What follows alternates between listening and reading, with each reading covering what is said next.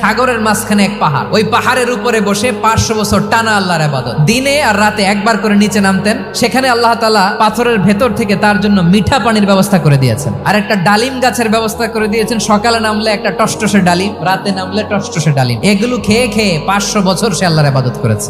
আল্লাহর দরবারে কিয়ামতের কঠিন ময়দানে যখন লোকটা হাজির হয়ে যাবে, আল্লাহ বলবেন 500 বছর ইবাদত করছে তো আমার দয়ায় আমার বান্দারে জান্নাত দাও। এই বান্দা বলে বালবি আমালি, আল্লাহ তোমার দয়া লাগবে কেন, আমি আমার আমল দিয়ে জান্নাতে যেতে চাই। আল্লাহ বলবেন তাই ঠিক আছে, তোমার 500 বছরের ইবাদত এক পাল্লায় রাখো। আর আল্লাহ বললেন আমি যে দয়া করে সৌন্দর্য দেখার জন্য তোমার দুটা চোখ দিয়েছিলাম, দুটা নয় একটা চোখ আরেক পাল্লায় রাখো। রাখা হবে, দেখা যাবে ওই 500 বছরের ইবাদত হালকা হয়েছে, আর মুহূর্তের মধ্যে আল্লাহর দেয়া একটা চোখের নেয়ামত ভারী হয়ে গিয়েছে।